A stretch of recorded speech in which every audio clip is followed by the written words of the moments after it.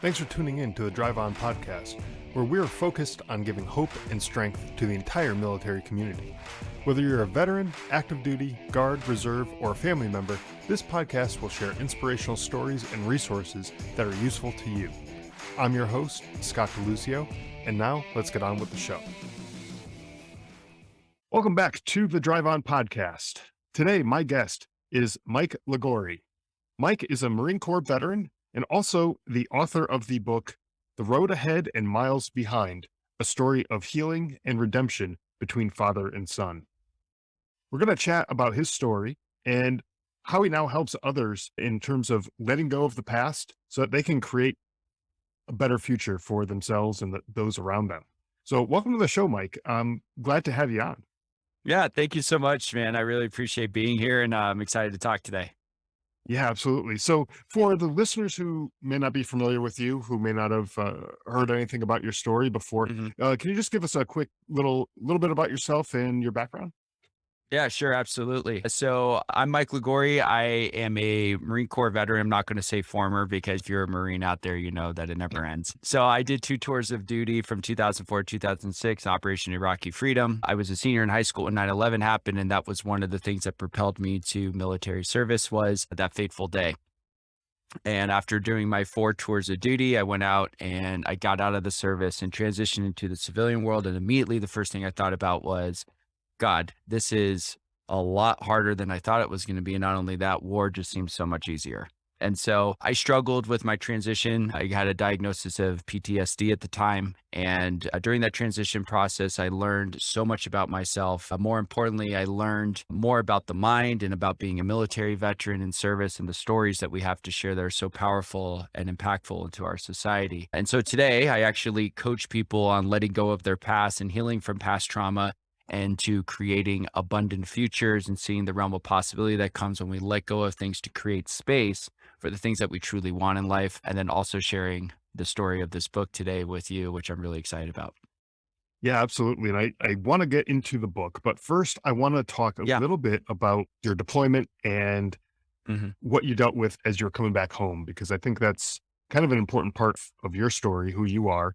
And I think that a lot of people have probably experienced something similar in terms of dealing with PTSD when they came home and not really knowing how to wrap their head around what Sure. was going on with them and stuff like that. So if you wouldn't mind, to the extent that you're, comfortable sharing, please let us know a little bit about what that experience was like for you. Yeah, absolutely. Well, I think the first thing to really dig into here is this theme of transition. We all go through transitions in our life, whether it's from college to our first job, we transition from the military into the civilian world. Even pro athletes have a sense of transition where they've been training their whole entire life for a sport to make it at the highest level of competition, only to find out that when they can no longer play that sport, they enter the civilian world the very same way. Now, sure, they may have accessibility that most people don't have during those transition processes, but it's very important to recognize and understand that we all go through transition.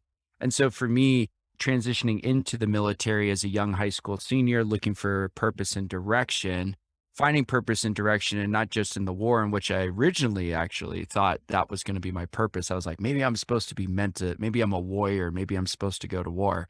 I actually found out it was so much bigger than that.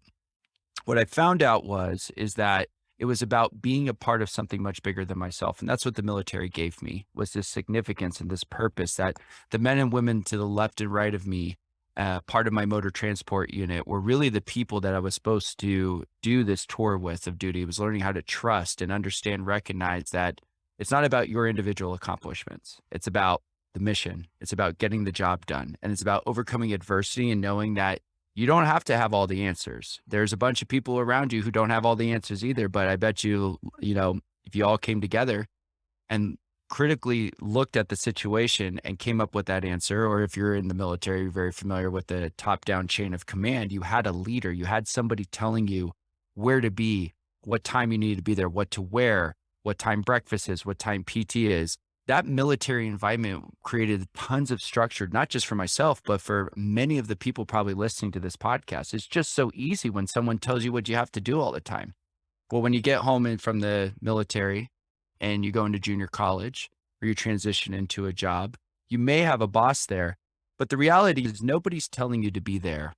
against your will. It's all by choice. You're in the military and technically you could get out of the military if you wanted to, but you don't really, it's not like you can just sign a piece of paper and peace out. You kind of have to do a whole lot to get kicked out of the military. But for me, when I came home, it was very difficult for me to find purpose and direction because one, I didn't have a unit. And two, I didn't know what it was like for me to take ownership of my choices. I knew how to be accountable by the actions that I took going against what I was told to do. But when you get into the civilian world and you make a choice or an action, sometimes there's no repercussions to it. Sometimes it's just not the right choice. And you don't find out later it's not the right choice until that result ends up. There's no immediate consequence or reward like there is in the military. So when I came home, the transition process was very difficult and tough. Trying to figure out different majors, what job I wanted to work, being told that basically your role is you're a military veteran, you have these intangible skills. Now go find a job and then in those organizations. But meanwhile, I'm dealing with this diagnosis of post traumatic stress. So, what is that? Although I am not a clinician, I am not a medical professional, nor am I a physician of any sort. The simplest way that I can explain it for all of you out there who might know what it is and probably know what it is, it's really just a normal reaction to abnormal events. And your body takes on a lot of anxiety and hypervigilance, and it's just kind of stuck in this fight or flight mode. So for me, with that while you're in college, well, and I first of all, I was never a good student anyway. So to have a mental health disorder on top of trying to study, on top of trying to figure out what my place is in the world, it was really difficult for me. And it was very difficult, Scott, in a lot of ways to wrap my head around this idea that I no longer could be in the military service and I didn't have that guided direction from a sergeant or a staff sergeant or a lieutenant. I was on my own. And so that transition process was very difficult for me. Yeah, and I think that is a similar experience that a lot of people have when Yeah. they are transitioning out. They lose that structure, and that structure is something that has been in place for a lot of people since a young age in their life. A lot of people join 17, 18, 19 years old and they stay in. You were in for, you said, 4 years, but some people Yeah. stay in much longer, and now they just get used to living life that way. They may, by the time they get out, if they do 20 years, that's more than half of their life that they spent in the military, and they have that structure. They've gotten really, really used to having that structure in place. And then now you pull them out of that and they're in their 40s, let's say, and now they're figuring out life the way all of their peers have been able to do for the last 20 some odd years because they've had to be accountable to themselves. They didn't have that superior, the sergeant or the lieutenant, like you're saying, who is standing over them saying, okay, be here at this time, do this, wear this, Mm. all that kind of stuff. You didn't have that. And it is difficult when you transition out to figure out all of those things. It seems like you should just know it by now, but that's because everyone else has had that opportunity to learn and grow from their mistakes from their late teens, early 20s, Right. all the way throughout. And when you get out, you hadn't had that opportunity. So you're kind of playing a little bit of catch up. And so you kind of get hard on yourself when you are in that position, right? Yeah, and then there's also a level of energy expenditure too, because there's energy expenditure, and when we talk about energy in itself, you have your mental energy that you're actually exerting, in which you have to make decisions and you have to go through processes and figure out what's best for you. And when you're in the military, it's almost a physical exertion. Like there is mental toughness and fortitude that you have, but the decision makings is very snap decisions. It's in the moment. It's very reactionary. And so it's a much different energy expenditure when you go from the military and then you come out into the civilian world. You have to learn about more logical, critical thinking, debates. It's not black and white in the military. It's not black and white, I should say, like in the military as it is in the civilian world. There's a lot of gray out here. There's a lot of different ways that things can go. And so it can be very exhausting for military veterans when they go from an organization that says, do this, do that, wear your hair like this, eat this, walk this way, no hands in your pockets, don't chew gum and walk at the same time, no swearing, get the chew out of your mouth, run faster, jump higher. You're just following commands, right? And you're just going through that type of reactionary, yes, sir, no, sir, yes, sergeant, no, sergeant. And then you get on the civilian world and it's like, hey, Scott, what do we like to eat? And you're like, well, shit, I don't know. whatever's being served, I guess. But what's on the menu today, right? And it's funny because probably a lot of guys in here that, that have been in the military for 6, 8, 10 years, 12 years, 20 years. You have food provided to you in a lot of ways. And then when you get out, you just kind of get into this mode of whatever's available, I'll eat it. And it's something that minimal where if you look at a lot of civilians, it's like, do you go to restaurants? Anybody that's been to a restaurant with people that haven't been in the military and they like their food a certain type of way, or you've been on a date before, you're like, why are you so picky? Yeah. And it's Yeah. because we don't understand that because it's like, hey, tonight's menu is pot roast and vegetables. That's what you're eating. Deal with it. And you're like, okay. Yeah. And it doesn't matter if it's, if the steak is done medium rare or Yeah. well done. It's food that you're putting in your body. It doesn't matter how well it's cooked or Yeah. whatever.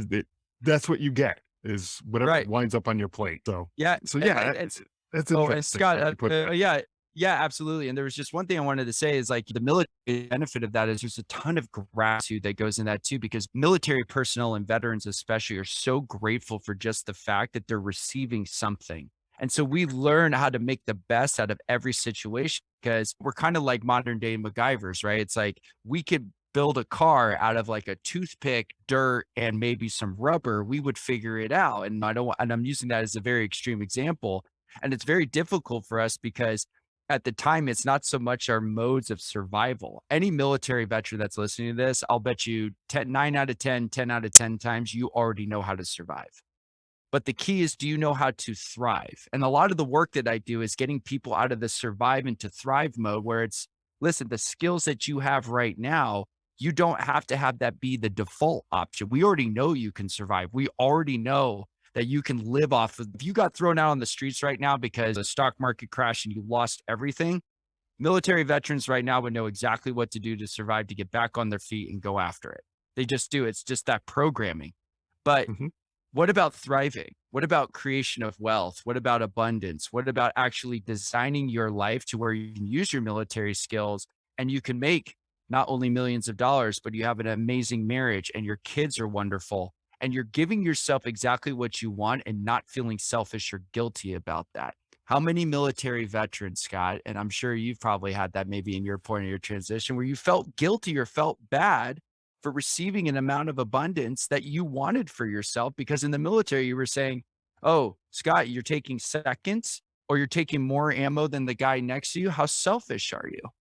Right. Or you're the guy who's rat fucking the MREs and Yeah, just, right, picking exactly. through for the best, possible, meal choice, right? But Yeah, yeah, no one exactly. wants to be that guy, right? Yeah, exactly. It's exactly, and that I think that's a lot of struggle, not just with military people, but I think just people overall is that when it comes to that type of transition into going from the survival to thrive mode, it's okay for us to truly accept the fact that we can have everything we want when we want it and how we want it. It's a matter of designing our life and putting processes in place to say, I actually want tens of millions of dollars and I'm not going to feel bad with this because we also associate a lot of money with selfishness, greed, or we did something to get ahead of somebody else in an unjust way. What if we changed our thinking and our relationship to money by saying, the more money that I actually accrue and acquire, the more impact I can make for people to help them and to serve them in a capacity. And so this is something personally I've had to do a lot of work on and even still coaching and working with my clients, I'm still doing that. I'm still working on that mindset for myself because when you're in the military for 4 years and it's so exhausting on you from a physical standpoint, I can probably tell you right now, everybody on here at one point or time has got either a bad shoulder, bad knees, or can't hear. And that's just kind of what you get when you go out. You've had like your heavy dose of Motrin, right? But the reality is that with all of that from the military, you've also been programmed to not seek help, to not take things in like mass abundance, to not think you're deserving of it. And it's not because you don't think you're worthy, it's because you were never taught that it's okay for you to receive things that you really truly wanted in life, even though you have that drive and that ambition to do so. Because somehow, some way, you've been programmed subconsciously to think you're somehow screwing over your unit, but you're not in a Right. unit anymore. Right. Your unit is you or your Yes. family, right? And so Yes. if you're not looking out for yourself, uh, Mhm. newsflash, nobody else is either. And Yeah. you really have to be out there keeping an eye on yourself, your family, the people who are important in your life. You got to keep an eye out for them and take care of them. And so you're right. All of that stuff makes a lot of sense. And in a transition period, when you're coming out of that mode where everything is provided to you and you're part of a unit, part of a team, and you don't want to be that one selfish guy who's hoarding everything and taking all the stuff for himself and leaving the scraps for everyone else. Not that you want to be that kind of person in the civilian world either. You don't want to be just screwing over everybody who you come across, right? But it's okay to work hard and reap the benefits of that work, right? It's not like you're stealing from somebody else. You're just getting the benefits of Yeah. whatever the hard work is that you're putting in, Yeah, right? exactly. And that's what it means to thrive. And I think you said it beautifully, Scott, is that everybody out there that's listening right now, know and understand that you deserve to live an extraordinary life and you deserve to be happy and you deserve to design your life the way that you want it to. It doesn't have to be according to the gurus or anybody else. Success is your own determinant, right? And there is no unit or sergeant telling you pass or fail. Life is your pass or fail. Life is your determined by your success. If you want to not have anything more than what you have right now because you're content and you're super happy, that's incredible. Then be happy with that, be in gratitude with that, and live your life the way that you want to. It's your life. But if your desire for more is there and you're like, I want to make more money, I want to be in a beautiful marriage or partnership, or I want to have better friends. I want to feel like I have that tribe and that brotherhood, or even just that camaraderie that I had in the military. Well, then create it. And it's not, no sergeant is going to tell you to go get that. You have to go get that for yourself. And that's a lot of the work that I focus on is that what does it actually look like for you to rewrite the story of the past in order for you to create the adventure? What are the themes that you want? What do you want to feel? What do you want to walk like and talk like? And I think that's a lot of the stuff that I think not just military veterans really truly focus, struggle with, I should say, but people struggle with that because they actually don't realize that everything starts only with them through choice. So if you Yeah. don't like your situation, you can choose it. Nobody's keeping you there on your will. There's a funny joke I heard. I don't know if you know who Pete Holmes is. That's a comedian. And he was relaying a joke where he said, there's a famous joke about this guy who said, hi, my name is Mark and I'm from Iowa. And I moved out of Iowa when I realized I didn't have to be there. And so and it's a really funny joke, but it's very true that a lot of us don't realize we have the ability to have free will and choice to create whatever we want to. And I want military veterans to recognize and understand that we have an innate, extraordinary ability to accomplish things that the rest of society is not capable of doing because they don't understand what it means to be part of something much bigger than themselves. So you already know what it's like to accomplish a mission.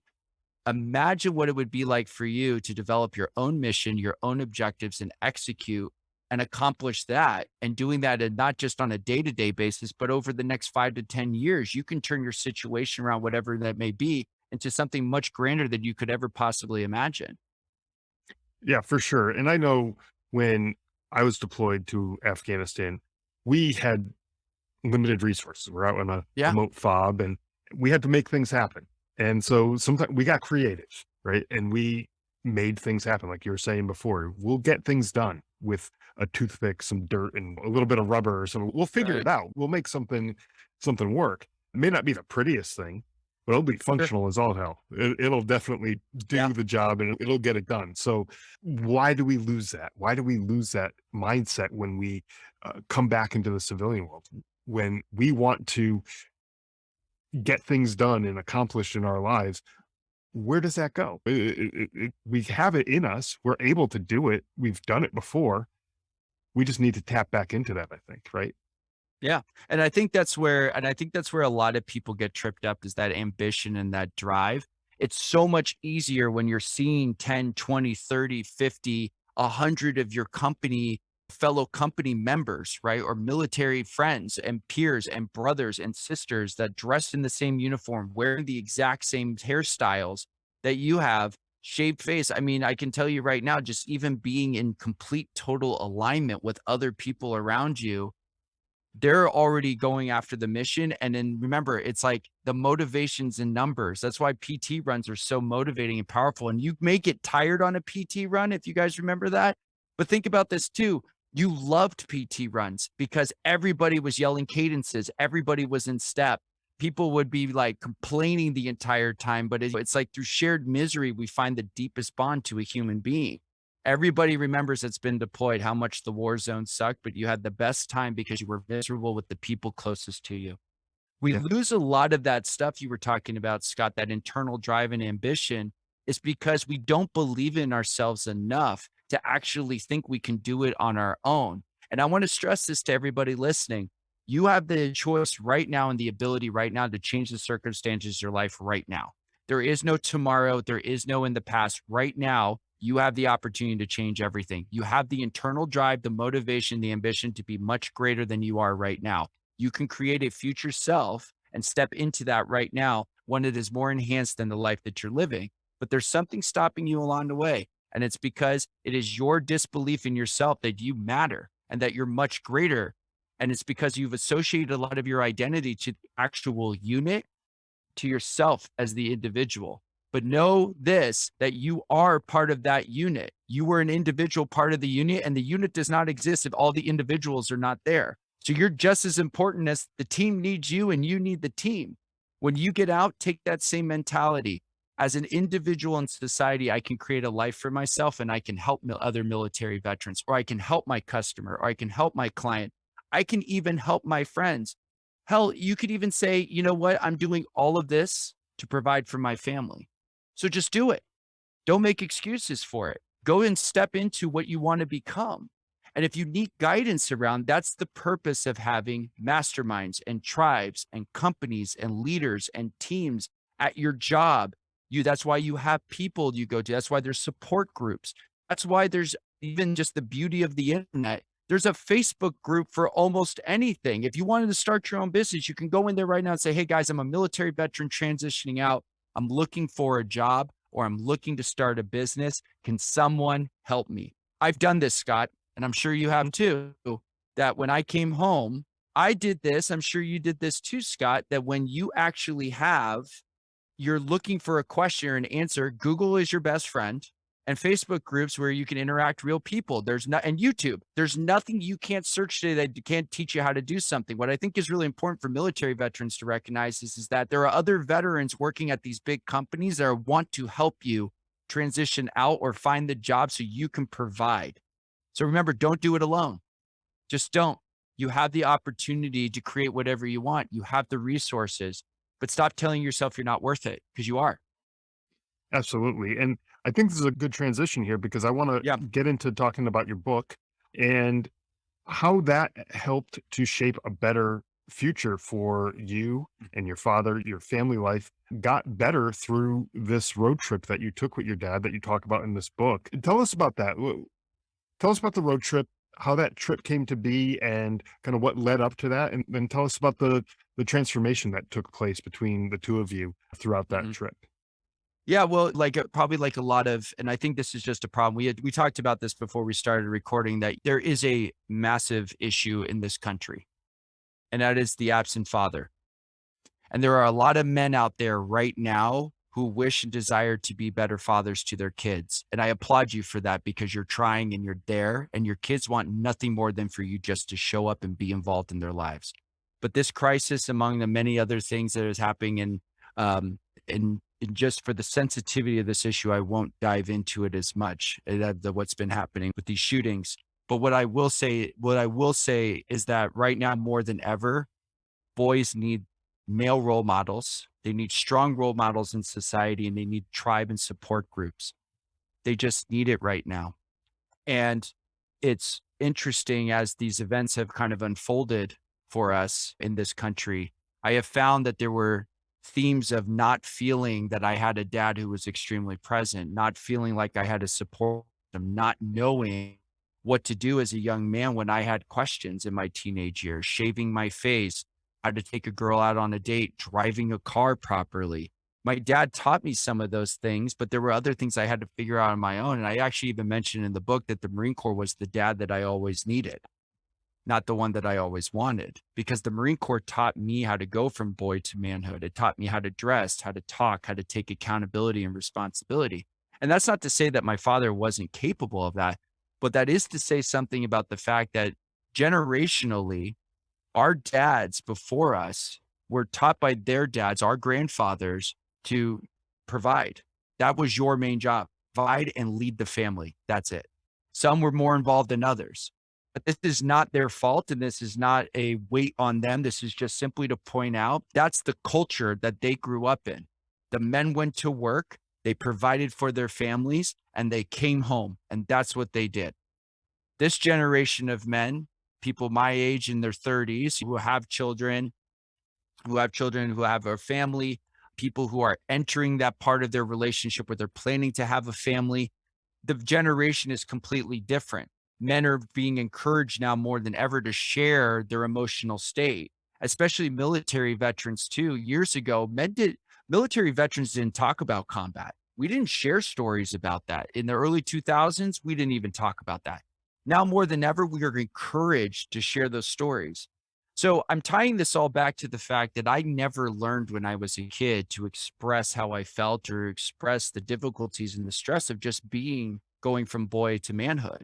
And so joining the Marine Corps, I found that purpose and I found that significance to take accountability and responsibility. But that wasn't the answer to my problems of not feeling like I had that attention from my dad. It actually got worse when I got out because I started recognizing and realizing that I was trying to change my dad. And this is the irony in this is that when we're kids, our fathers try to change us. Our parents tell us what to do and what not to do. I bet you everybody in here at one point in time, mom and dad said, Scott, eat your vegetables. Don't jump on the couch. You need to finish your homework. No, you can't go out on Saturday night because you were late with your homework assignment. No, you can't go hang out with your friends and do a sleepover at their house over the weekend because you got detention on Friday for cursing in class, right? I'm just using these as examples. So it's funny because our parents tell us what we can do and cannot do. And then when we get older and our parents get older, our parents want to start letting loose and they want to start doing things. And so mom and dad go out a little bit more.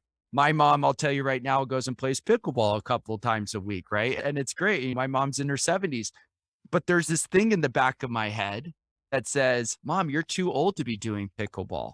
Dad, you're too old to be driving. Why are you flying all over the country and traveling and having fun? So here we are getting mad at mom and dad that they tried to change us when we were a kid. And then, yet when they get older, we're trying to change them and tell them what not to do. Right. So imagine the friction already being caused, especially from my perspective. I'm already sitting there dealing with massive amounts of friction from when I was a kid, not feeling like I could be myself truthfully. And then as I get out of the military, I'm watching my dad and I'm saying, well, you know what, dad, that's not how things are. And I'm already looking for resistance and battling him with friction. So that led to almost a 30 relationship full of friction and resentment and anger towards him that I never just felt like I was good enough. The only time I ever felt truly appreciated was I wore the military uniform. But the moment that came off and depression and PTSD and anxiety and being a combat veteran with little to no purpose or guidance, that was the uniform I was wearing. So what level of significance should a father be proud of his son when he's no longer wearing the uniform of the Marine Corps, of honor, of pride, of courage of this country, and wearing a uniform of the aftermath and the effects and the consequences of war? So going into this road trip and approaching what was at the time my 37th birthday, I said to myself, God, if you're listening to me, I would just want to have a relationship with my dad. I'm tired of carrying this weight and this burden in my life. I just want to have something with him, a cordial ground to walk on. If you could give me, that would be everything to me. Well, the funny thing is about God, universe, source, spirit is that whatever you choose to call your higher power, when you ask for something, you will receive it. You just don't know when the timeline is. And so I asked for something for months. Years prayed to just have something with my dad. So he delivered it. Higher power decides to deliver it in a phone call from my dad, completely unexpected, that says, "How would you like to go on a road trip with me for 11 days to an auto race in Sebring, Florida called the 12 Hours of Sebring?" So for you motor car fans out there, if you haven't been, or race fans out there that haven't been, I highly suggest you go. It's 12 hours of endurance racing. It's around this airport track. And Scott, I got to tell you, it's one of the best experiences I've ever had. And I am not a race fan, but going with my dad and watching man and machine and watching guys go around a track for 4 hours at 130 miles an hour in these Porsches and Lamborghinis, it was really phenomenal. But what I love about that call more than anything is that it was so unexpected. And I actually deep down was like, this is my time to finally tell my dad after the years of resentment and friction, no, I'm not going with you. But Scott, before the moment I said that, there was a voice that came into my head. And I mentioned this in the book. It was this voice very similar to, if you ever seen the movie Lion King, it kind of sounded like James Earl Jones, Mufasa, right? It was this very kind, but very powerful, very masculine voice that said, "Michael, you need to go on this trip with your dad. It may be the only one you get with him." And so as I'm listening, my dad pitched this whole entire, "Oh, it's going to be great," this story. Remember, he's a former ad agency. He's an ad agency guy. So he's kind of like Don Draper. If anybody's seen Mad Men, that's what my dad is. He's not selling you ever the product. He's selling you the experience of what you'll get from the product. That's my dad. And so I'm hearing about how great this trip's going to be, not the fact that we're going to be in a Mercedes Sprinter van. For those of you that don't know that, it's basically an Amazon delivery van. So imagine being with your father that you fought for the last 30 years in a van with him for 11 days, driving across country. How pleasant would that be? And at first I'm like, "Mike, you're absolutely crazy for doing this." But when that voice came in, Scott, and I started realizing that my dad just actually wanted something and he was inherently there, I said yes. And I remember getting off the phone wondering, what did I just say yes to? And that's what started this entire trip was I leaned into and surrendered to the idea that there was something greater on the other side of the thing that I was most scared of, which was being in the car with my dad thinking this was going to be our last shot. We're never going to have everything. And it's just going to end up for the rest of his time here on this earth that we were going to be mad at each other or have resentment. And when you got into this van, Yeah. day one on this trip, right? You get into the van. What's going through your head? Is this like I'm making a big mistake, or was this something like uh, optimism? Like Yeah. I'm hopeful that there's something good going to come out of this. Well, I think anytime we put ourselves in a situation where we've had so much friction and we give it one last shot, we immediately think it's going to turn out for the worst. And I think Right. for me, when I'm sitting there with my dad, the first thing I'm thinking about is like, what am I doing?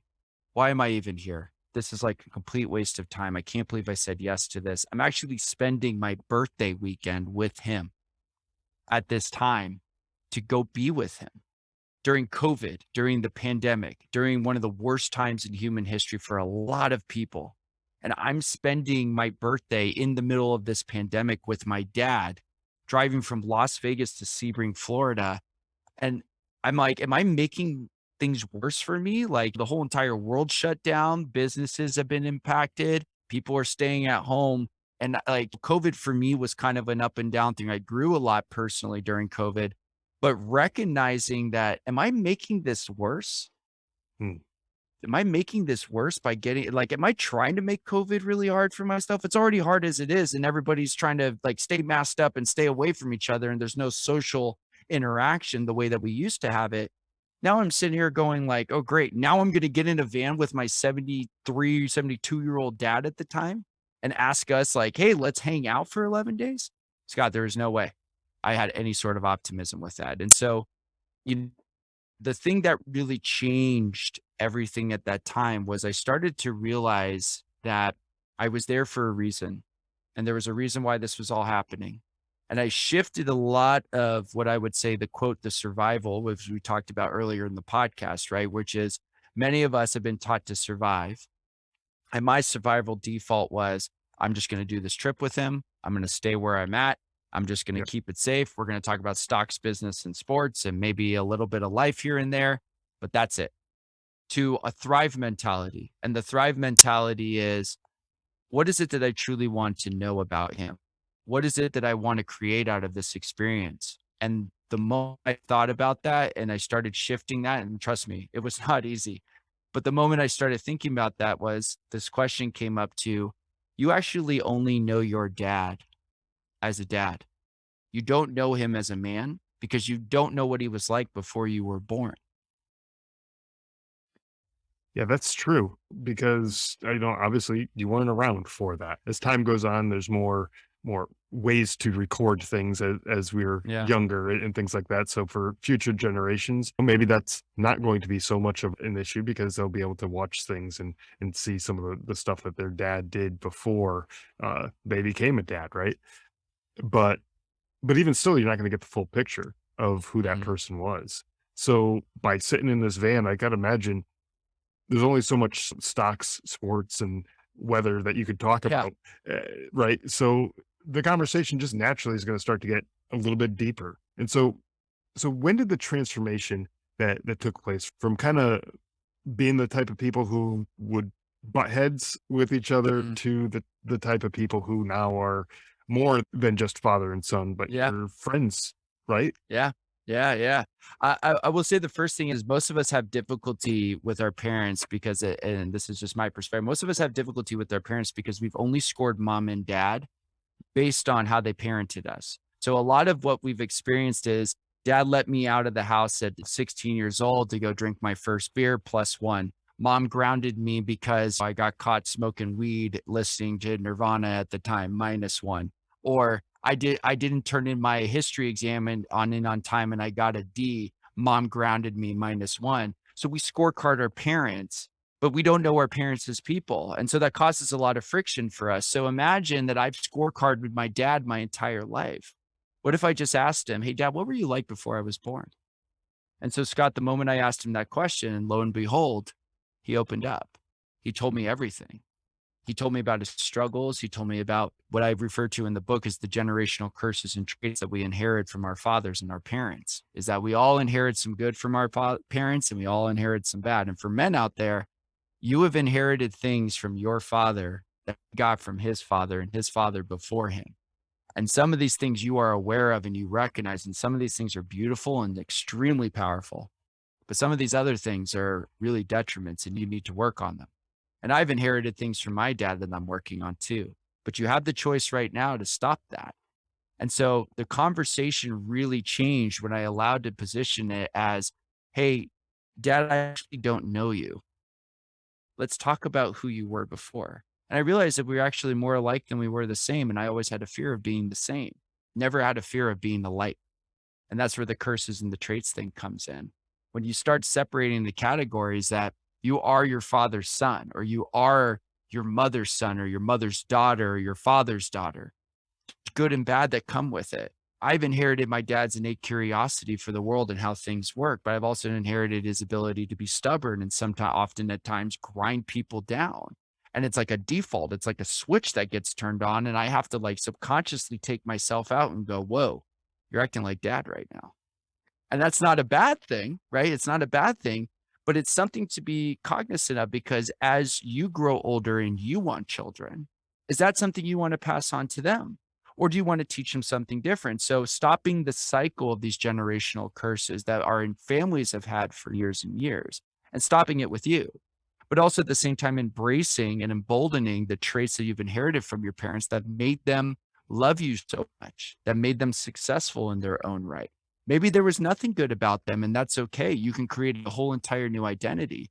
But, going back to this book, Scott, I think the major thing that I learned from this book is that your questions that you ask your parents are so vital to truly understanding who they are as people and why they parented you the way that they did.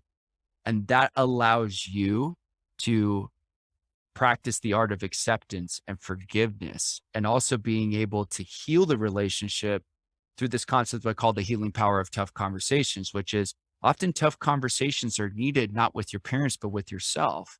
Can you let go of the weight and the burden that came from the fact that mom and dad did the best they could with what they had at the time that they had it? And if you can accept and forgive yourself for that, you are now freeing yourself for the ability to live as an individual, as a human, to go from survival mode to thrive mode. That's really incredible. I appreciate all of the insights that you had to offer Mm. with all of this. Before we started recording, you briefly mentioned how the writing process was uh, therapeutic to you. That you were writing to Mhm. heal and help yourself get through some of this difficult time that you were going through. How did that help you in your own healing journey? Yeah, writing, one of the things that I teach with my clients, I'll just take a step back. I teach this concept called authoring, which is basically a way through the power of the written word to examine your past and memories and experiences you had to identify beliefs that are holding you back from the things you want. And I use the phrase power of the written word because writing is such a memorable and powerful tool for anybody. Even I've heard this plenty. I'm not a writer. I suck at writing. I can't spell. I can't write a sentence for the life of me. I don't even know where to start. I want everybody to forget that and just focus on the idea that you do know how to write. And it's not about impressing other people when it comes to the art of authoring. It comes actually to the ability for you to write out what it is that you truly want. So, writing for me, when I started writing my first book, The Sandbox: The Stories of Human Spirit and War, about my tours of duty in Iraq, I had no clue what I was doing. All I knew is that it was a commitment to a practice of show up every day and write 100 words the first day, then write 200 words. And then I ditched the word count thing and went right into time. You're going to write for 1 hour a day. Some days I was like, you know what? I'm not going to class today. I'm just going to write all day. Writing for me became a way for me to process the past and create a whole entire new future. And it was the same thing with this book. As I wrote this book, I actually had healing from this book because I committed to the story and I allowed myself to feel things. I cried the entire time I wrote this book because the pain and the suffering and the burden that I carried from this story, the 30 years, I let it go. It was done. And when I finished writing it, I was like, man, I'm now looking at my dad, not just as my dad, but as a man. He just did the best he could. And all he was trying to do at the end of the day was give me a life better than the one he had. And how admirable is that? And how many of our parents are actually have done that for us. And we haven't given ourselves or them the grace and space to acknowledge that they were just doing the best they could with what they had at the time that they had it. That's true. And a lot of times when you're dealing with these strained relationships, it's people who don't have a lot to offer, right? Yeah. They're not super rich, and so they can't offer all of these experiences or whatever. And so they're trying to do the best with what they have to offer. And so even if that's just showing up to the baseball games and doing that stuff, being present, they're trying to do the best that they can with what they have to offer. And so that's important too. And when you look at that, it's important to look at the individual of the parents, right? Look at Mhm. them and see things from their perspective, not see things from, oh well, my friend down the street has all this other stuff and now I'm comparing myself to that other person. Well, you don't have their parents, right? And so it's not an apples and apples comparison. So you really can't compare things that way, right? So interesting how you put all of that. I Mhm. appreciate that perspective, Yeah. right? For the listeners who are out there who might be in a similar circumstance with their family or with their own battle with PTSD, what advice do you have for them? What sort of things did you learn in your own journey that you wish maybe someone had told you about before you went through this whole process and kind of would help you get through things a little bit, I don't wanna say easier necessarily, but differently, maybe get through it a little bit quicker. Yeah. The beauty in life lies in the road ahead and not in the miles behind. And what I mean by that is that oftentimes you look back into the past and we relive our glory days. And a lot of us, even in the military, we think, well, those are the best years of my life. If you think that's it, then you're missing the big picture. There's so much more to life outside of your military service. And when you come home and you've been diagnosed with certain illnesses or disorders or whatever the case may be, don't focus so much on the fact that you've been burdened with this because it's actually not a burden, it's a blessing because now it gives you an opportunity to change your circumstances. And so when I talk about what the road ahead means is that you have miles and miles way ahead of you. There's so many different things in front of your life It's a completely blank canvas and you can create everything. If you reflect so much back on what you've been through, or so and so screwed me over, or Jason down the street has a beautiful wife and kids and he's got a big house and I don't have anything, then you're always just living in those miles behind you. You're not focusing on the road ahead of you. When you're driving on a freeway, you're not looking back, putting your head outside the window going, wow, look at how far we've come. Because where are you taking your eyes off of? The road in front of you, the windshield. Right. Life is through the windshield, not the rear view mirror. It's through the windshield and you have to keep going. So if you're struggling right now, ask for help. They'll get you to focus on the road ahead. If you're learning or want to be better as a person, work with a coach, build a business, build a tribe. Don't focus on the friends or the experiences or how easy it was at one point in your life, because you'll always have those memories. But that's not your life right now. That's what you've experienced. The road ahead is creating new friendships, creating new opportunities, a new business, new abundance for yourself. So life is the road ahead. It's not the miles behind. Stay focused and just keep moving forward, because life's going to go forward with or without you. I love that analogy that you use with the car and driving on the freeway, right? With Yeah. life happens out the windshield, right? It's the Yeah. stuff that's happening in front of you, not behind you, that matters. Yeah. The stuff that's behind you, you can't change that. You can't change the fact Yeah. that you've already driven however far that you've driven. You've already gone that distance. And like you said, life is going to go on with or without you. But you said something else, in this vision popped in my head in terms of the analogy that you made with the car. And you said sometimes you're going to need help and you're going to want to go talk to somebody and get the help, right? Yeah. I think of that as you're driving on the highway and bugs or dirt or something from a dump truck or Yeah. something lands on your windshield and it covers it all up and it's dirty. You can kind of see through it, but it's not real easy to see through it. So you take your car through the car wash and you get that stuff cleaned off, right? Mhm. That you're not going to just wish the bugs splattered on your windshield. You're not going to just wish them away. You're not going to wish that stuff to just disappear and magically it just goes away. You go and you do something about it. And so that analogy to me just makes a ton of sense, and I love how that vision just popped in my head as you were talking. Yeah. That, Well, that you thank just you. go and Yeah. you do something about it. You get it done, right? You Mhm. just like you were saying earlier on in this episode, we are very resourceful. We can figure things out. Whether it's a toothpick and a stick of gum or something to Mhm. to make Yeah. something work, we'll figure it out. And when you have that attitude, that drive and determination to go out and get something done, it nothing is going to stop you. And I think as long as we're open and willing to receiving help when we need it, we're unstoppable, and we should look at ourselves that way. Yeah, absolutely. And I encourage everybody here, it's okay for you to ask for help. Don't think that you don't deserve help. Don't think that no one's going to help you. We are wired as human beings to help one another, because coincidentally, we're all part of the same unit and we're all part of the same tribe. So people Yeah, want to help you. So let them help you, but you have to ask for it. Don't let your absolutely. pride and ego get in the way of providing for the people that you love. Exactly. The book again is The Road Ahead and Miles Behind, a story of healing and redemption between father and son. Mike, tell us where we can find the book Yeah. and where we can find you online and look you up if we're interested in getting in touch with you. Yeah, absolutely. Well, again, thank you so much for having me. It was such a wonderful opportunity and honor to be on the show.